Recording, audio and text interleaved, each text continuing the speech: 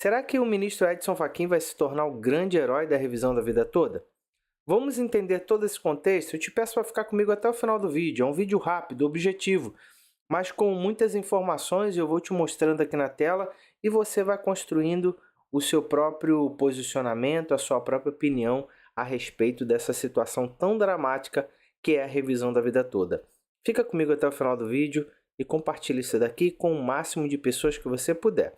Vamos lá direto ao que te interessa. Por que há essa questão aí de que o ministro Edson Fachin pode se tornar o grande protagonista da revisão da vida toda? Primeiro, deixa eu te trazer aqui, revisão da vida toda, tema 1102, RE 1.276.977, está concluído para Alexandre de Moraes. Teremos uma decisão importante aqui, falei com vocês essa semana. A ADI 2111 está concluído. Está na conclusão do relator, ministro Nunes Marques. E é importante a gente acompanhar isso também. Estou te mantendo atualizado sobre isso. Mas vamos lá para essa questão aqui trazida nos embargos da Confederação. Olha só, para o ministro Edson Fachin, a declaração de constitucionalidade ou inconstitucionalidade, ainda que incidental. O que seria isso, Giovanni?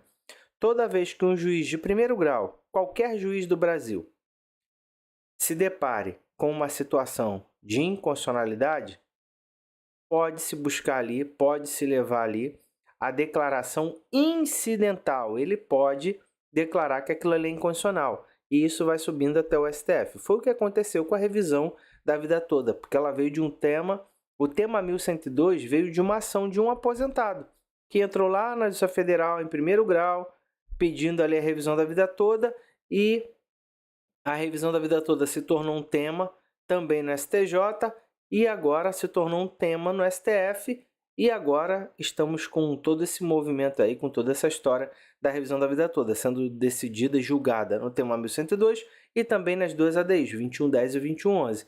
Então é isso que é incidental. Então o que ele está dizendo é o seguinte, olha, a declaração, ainda que incidental, ainda que tenha vindo por um processo de um aposentado, que é a questão do tema 1102. Ó, mesmo que a declaração de inconstitucionalidade do artigo 3º, ou seja, que não é cogente, tem que se respeitar a regra do melhor benefício, e aí a regra de transição não é para prejudicar o aposentado, e sim para favorecê-lo. Então, ela nunca vai poder ser usada, a regra de transição, para prejudicar o aposentado. E o que o STF decidiu em março de 2024?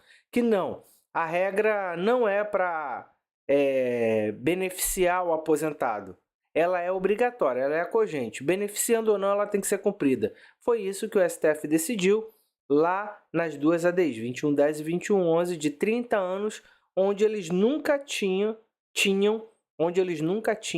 falado sobre a cogência do artigo 3º.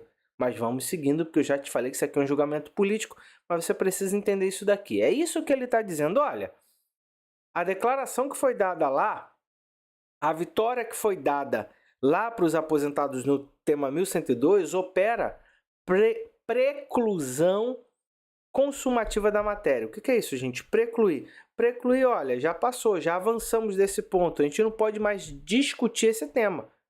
Então, se lá no tema 1102, 1º de dezembro, a gente decidiu, está decidido. A gente não pode vir aqui agora em março de 24 e querer decidir de novo o que a gente já decidiu no tema 1102.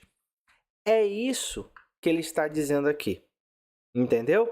Então, essa é a tese dele. E aí, segue com alguns precedentes. Olha, as decisões proferidas por esta corte são de observância imediata. O que ele está dizendo? Olha, a gente decidiu lá no tema 1102. E aquela decisão que a gente deu lá em 1º de dezembro, ela já precluiu, ou ocorreu a preclusão consumativa, e também ela já tem observância imediata. E aí nós temos aqui essa mitigação. Por que Alexandre de Moraes não deixou, né, as ações andarem? E inclusive depois, quando ele recebeu os embargos, ele foi lá e suspendeu todos os processos. Não foi? Então basicamente seria isso aqui que ele está trazendo um precedente da primeira turma do STF, de 2018. Logo em seguida, há um outro precedente também. Olha só, a existência de decisão de mérito sob a sistemática da repercussão geral autoriza julgamento imediato de causas que versarem sobre o mesmo tema. Mais uma vez, aquela questão, independentemente do trânsito em julgado do paradigma. E aí ele está trazendo aqui isso, olha, isso foi em 21. Independentemente, foi em julho de 2021. Do quê? Do trânsito em julgado. Ele mais uma vez está trazendo, olha, independentemente do tema 1102 ter transitado em julgado ou não, ou seja, que não cabe mais recurso, a gente já decidiu aquele tema. E aquele tema tem aplicabilidade imediata. E a gente tem decidido dessa maneira aqui no STF. É isso que está trazendo na tese aqui. E aí, o STF, em contrapartida, redigiu o último acórdão do julgamento do último embargo de declaração, dizendo o seguinte, olha só, a tese aventada para o tema 1102, cuja apreciação se deu em 2022, quer significar a modificação do entendimento adotado pelo tribunal em 2000, quando indeferido o pedido de medida cautelar formalizado nas ações diretas, nas duas ADs, 2110 e 2111. E o julgamento de mérito das ADs 2110 e 2111 em 2024, ou seja, está dizendo, olha, o julgamento das ADIs em março de 2024 ocasiona a superação da tese do tema 1102. Tanto mais porque ainda sem trânsito em julgado. Quando eles colocam isso aqui, olha, tanto mais ainda sem trânsito em julgado, vai contra tudo que o STF decidiu até hoje. Vai contra o pensamento transparente, concreto e público do STF. Porque a gente acabou de ver que, independentemente de trânsito em julgado, o tema de repercussão geral tem aplicabilidade imediata. Mas aqui eles dão esse cavalinho de pau, restabelecendo-se a compreensão manifestada desde o ano de 2000. E aí, o STF mantém decisão que definiu que o segurado não pode escolher o cálculo mais benéfico para a aposentadoria. O fato é que Fachin foi o ministro do STF que deu uma decisão monocrática que anulou todas as condenações de Lula na Lava Jato. E com essa decisão monocrática de Edson Fachin, ele tornou o presidente Lula elegível, fazendo com que ele se candidatasse às eleições de 2022 e aí, por conseguinte, hoje temos Lula como presidente da República. E esse mesmo Lula que tem feito das tripas o coração para acabar com a revisão da vida toda. E tem conseguido. Vocês lembram que ali logo dia 2, dia 3 de fevereiro, a AGU de 2023, assim que o presidente Lula tomou posse, tivemos aqueles incidentes ali em 8 de janeiro. Na primeira semana de fevereiro, o governo Lula já peticionou na revisão da vida toda, pedindo para o Alexandre de Moraes suspender todos os processos nacionalmente. E Alexandre de Moraes fez isso assim que recebeu os embargos, né? Fez a suspensão. O fato é, será que seria Edson Fachin esse grande protagonista? Mas será que mesmo ele tendo essa tese, a gente sabe que nesse caso ele não pode dar uma decisão monocrática como ele fez nos processos de Lula, anulando tudo? Ele não pode fazer aqui na revisão da vida toda. Ele não tem poder aqui no colegiado, no plenário do STF, dar uma decisão monocrática anulando toda a injustiça e a monstruosidade de que o colegiado fez com a revisão da vida toda, de mãos dadas com Lula, para dar a revisão da vida toda para os aposentados e pensionistas. E aí temos todo esse contexto político.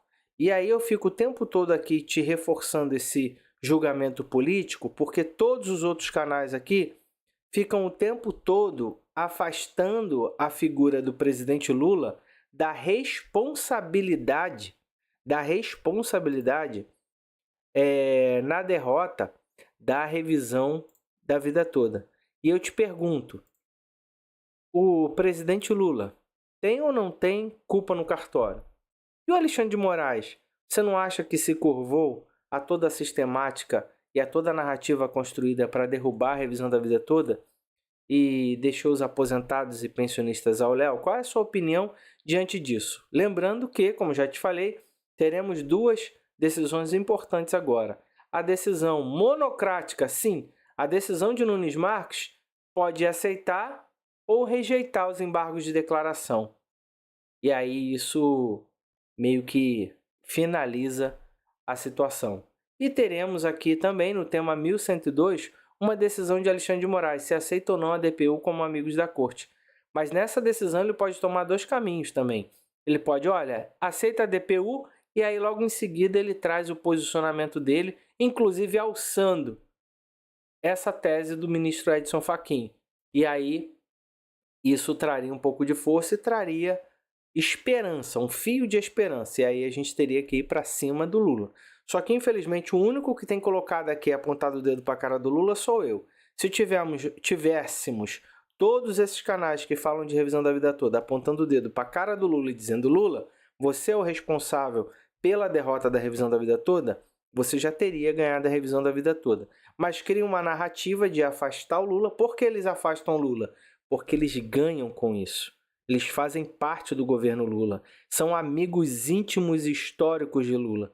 Então eles sempre vão fazer isso para te enganar, te confundir e criar uma narrativa que é só o STF que está te prejudicando. Só que não.